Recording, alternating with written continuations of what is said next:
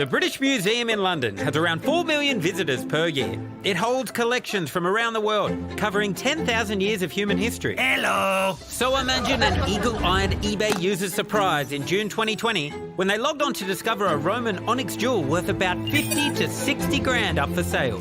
Tell him he's dreaming. No one had bid, but recognising it as something that was supposed to be safe and sound in the British Museum, the eBay user told the institution all about it. Hello! And now, 3 years later, the museum has announced it's firing this Mediterranean art specialist. Grandchild, where? In Brunswick and Footscray. No, not Franco. It was this bloke.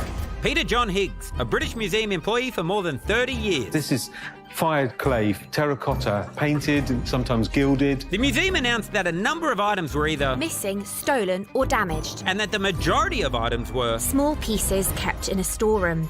They include gold jewellery and gems of semi-precious stones and glass dating from the 15th century BC to the 19th century AD.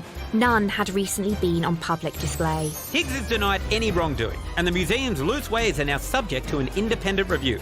However, the art world is unimpressed. There needs to be a definitive list describing what has been taken. My concern would be that the museum have tried to keep this in-house. Anything like that, you're silly hiding it.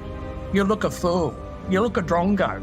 You're better off owning up to it, explaining where the system broke down and what you're doing to correct it. The hoity-toity museum clings onto precious antiquities, even though the countries they were pillaged from would really rather like them back. The Elgin marbles from Greece's Parthenon, for example.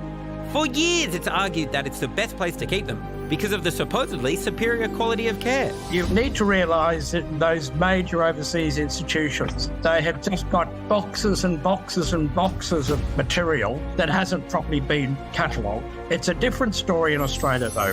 Anyway, if you want some precious, priceless European artefacts in your collection, you know where to look. Megalo. No, I meant eBay. Dudes, eBay. After a while, you tend to smell a rat. There'll be a film out of this. Wow. I'd love some stolen stuff. Oh, well, Yeah. you know. If it's going, I would love a bit. It's not exactly like speakers off the back of a van. I know, that's the problem. But you would think it happens more often because, you know, those old institutions, they've got millions of things. They can't possibly... They have stuff that never goes on display. Yeah. So if you're working down there, you're a little light-fingered, you're like, oh, a little bit of Roman onyx. Why not? Oh, we'll have to check our fingers after the show tonight, I think, with Kate on board.